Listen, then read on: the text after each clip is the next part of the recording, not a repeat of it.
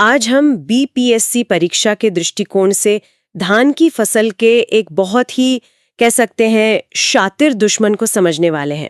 हमारे पास कृषि विशेषज्ञों के तैयार किए हुए कुछ बेहतरीन नोट्स और तस्वीरें हैं और हमारा मिशन है इस कीट की पूरी जासूसी करना। इसका नाम है राइस केसवर्म या निम्फुला डिपंक्टालिस। तो आज हम इसकी पहचान से लेके इसके प्रबंधन तक हर पहलू को समझेंगे। और चलिए चर्चा की शुरुआत एक बहुत ही दिलचस्प सवाल से करते हैं। इसका नाम केसवर्म क्यों है? नमस्कार। और ये सवाल बहुत अच्छा है क्योंकि इसका नाम ही आप समझिए इसकी आधी कहानी बता देता है। ये कोई आम कीड़ा नहीं है, ये एक आर्किटेक्ट है। ये धान की पत्ती को काटकर उसे गोल लपेटता है और अपने लिए एक घर बना लेता है, एक केस। और अपनी जिंदगी का बड़ा हिस्सा ये उसी केस के अंदर पानी पर तैरते हुए गुजारता है। अरे वाह, मतलब अपना घर साथ लेकर चलता है? जी बिल्कुल। और बिहार जैसे कृषि प्रधान राज्य के लिए ये जानना बहुत जरूरी है, जहां धान मुख्य फसल है। परीक्षाओं में अक्सर ऐसे कीटों के वैज्ञानिक नाम और उनकी आदतों पर सवाल आते ही हैं। तो चलिए फिर इस शातिर अपराधी की, जैसा आपने कहा, पहचान परेड शुरू करते हैं। किसी भी कीट को समझने के लिए उसका जीवन चक्र समझना सबसे जरूरी है। तो शुरुआत अंडे से करते हैं। इसके अंडे कैसे होते हैं? इसके अंडे गोलाकार और चपटे होते हैं। सतह काफी चिकनी होती है और आकार में बहुत छोटे, लगभग आधा मिलीमीटर के। पर जो बात इन्हें खास बनाती है वो है इन्हें देने का तरीका। मादा पतंगा अंडों को पत्ती पर दो समानांतर मतलब पैरेलल लाइनों में देती हैं। दो समानांतर लाइनें? ये तो बड़ा अजीब पैटर्न है। इसका कोई खास कारण होता है क्या? बिल्कुल। प्रकृति में हर चीज के पीछे कोई ना कोई वजह होती है। कुछ शोध ये बताते हैं कि इस पैटर्न से अंडों को एक दूसरे का सहारा मिलता है। अच्छा। जिससे वो आसानी से पानी में बहते नहीं, और ये उन्हें शिकारियों से भी बचाने का एक तरीका हो सकता है। तो परीक्षा के लिए ये एक बहुत मजबूत पहचान बिंदु है। कमाल है। तो अब अंडे से निकलता है लार्वा, और जहां तक मैं समझती हूँ असली तबाही तो यही मच जाता है। जी हाँ बिल्कुल। फसल को जो भी नुकसान होता है वो लार्वा अवस्था में ही होता है। तो इसकी पहचान क्या है? खेत में ये कैसा दिखेगा? लार्वा की पहचान सबसे जरूरी है। इसका शरीर हल्का पारभासी मतलब ट्रांसलूसेंट हरे रंग का होता है, पर इसका जो सिर है वो एकदम अलग नारंगी भूरे रंग का दिखेगा। अच्छा। आकार में ये करीब 8 मिलीमीटर तक लंबा हो सकता है और अक्सर पत्ती से लटका हुआ मिल जाता है। एक मिनट, मैंने नोट्स में एक बहुत ही अनोखी बात पढ़ी। इसके शरीर पर रेशेदार गिल्स यानी गलफड़े होते हैं। ये तो मछलियों में होते हैं। आपने बिल्कुल सही पकड़ा। यही तो इसकी सबसे खासियत है। इसके शरीर के दोनों तरफ धागे जैसे गलफड़े होते हैं जो इसे पानी के अंदर सांस लेने में मदद करते हैं। सच में? जी। इसी से पता चलता है कि ये एक सेमी एक्वाटिक मतलब अर्ध जलीय कीट है। ये गलफड़े ही इसे अपने पत्ती वाले केस के अंदर पानी में डूबे रहने की क्षमता देते हैं। वाह, ये तो कमाल का एडेप्टेशन है। ठीक है, तो लार्वा के बाद अगली स्टेज कौन सी है? लार्वा जब पूरी तरह विकसित हो जाता है तो वो अपने उसी पत्ती वाले केस के अंदर एक शांत अवस्था में चला जाता है, जिसे हम प्यूपा कहते हैं। प्यूपा। ये एक तरह का ट्रांसफॉर्मेशन स्टेज है। शुरुआत में तो ये क्रीम रंग का होता है, पर जैसे जैसे परिपक्व होता है इसका रंग बदलकर चांदी जैसा चमकदार सफेद हो जाता है। चांदी जैसा? जी। और आकार में ये करीब 5.5 मिलीमीटर का होता है। और फिर इस चांदी जैसे प्यूपा से निकलता है वयस्क कीट यानी पतंगा। हमारे पास जो तस्वीरें हैं उनमें तो ये बहुत सुंदर दिख रहा है। सफेद पंखों पर भूरे निशान, काले धब्बे, किसी कलाकारी जैसा। हाँ, वयस्क कीट देखने में काफी नाजुक और सुंदर होता है। ये एक छोटा सा पतंगा है, मुश्किल से 5 मिलीमीटर लंबा। पर इसकी सुंदरता पर मत जाइए। यही पतंगा फिर से अंडे देकर इस विनाश के चक्र को दोबारा शुरू करता है। सही कहा। तो ये हो गई इसकी पूरी पहचान परेड। अब जब हम इस मुजरिम को पहचान चुके हैं तो चलिए इसके काम करने के तरीके मतलब इसके नुकसान के लक्षणों का विश्लेषण करते हैं। बिल्कुल।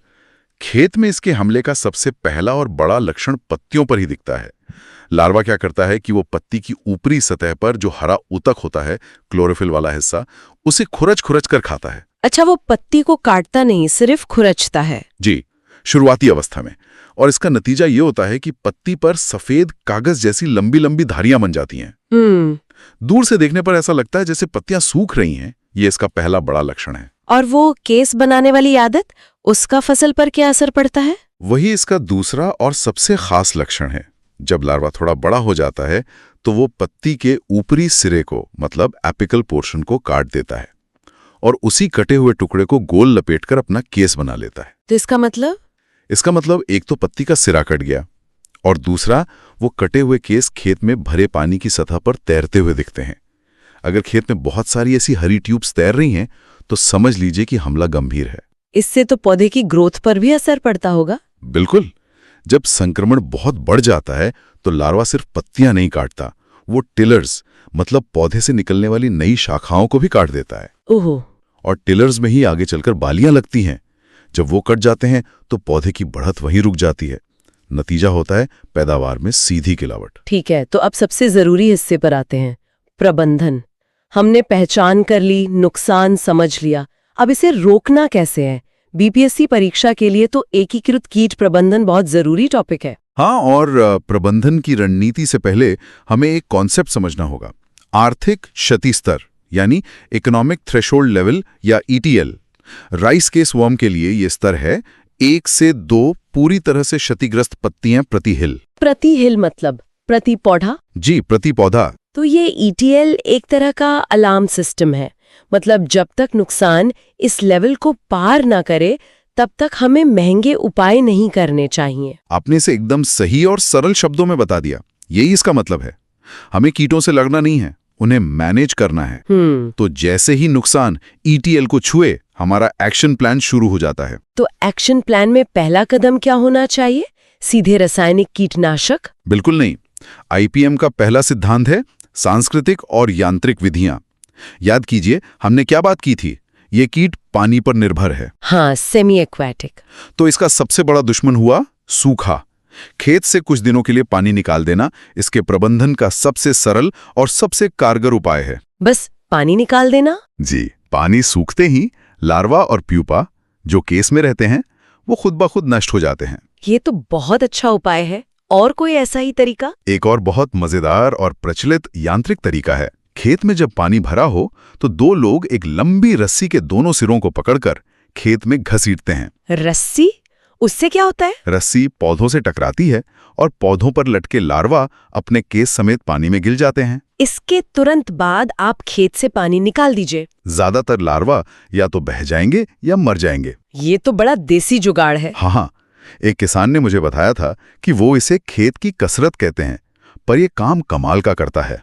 खेत की कसरत, ये बढ़िया नाम है।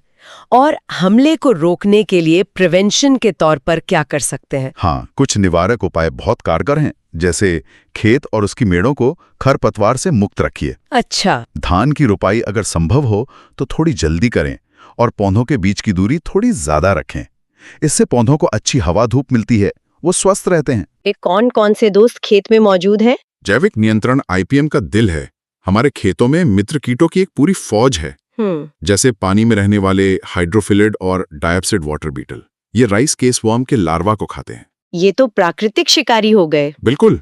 इसी तरह मकड़ियां और ड्रैगन फ्लाई ये वयस्क पतंगों को हवा में ही पकड़कर खा जाती हैं। इसीलिए कहते हैं कि अंधाधुंध कीटनाशक मत डालिए, वरना आप दुश्मन के साथ साथ अपने इन दोस्तों को भी मार देंगे। सही बात है। और अगर इन सब तरीकों के बाद भी संक्रमण ईटीएल से ज्यादा बना रहे तब क्या करें? तब आती है रासायनिक नियंत्रण की बारी। हाँ। वो हमारा आखिरी विकल्प होना चाहिए और उसमें भी एक बहुत ही सरल नुस्खा है। हाँ। लगभग 400 मिलीलीटर मिट्टी के तेल को 10 किलो रेत में मिलाइए और उसे खेत के खड़े पानी में बिखेर दीजिए। मिट्टी का तेल? जी, मिट्टी का तेल पानी की सतह पर एक पतली परत बना लेता है।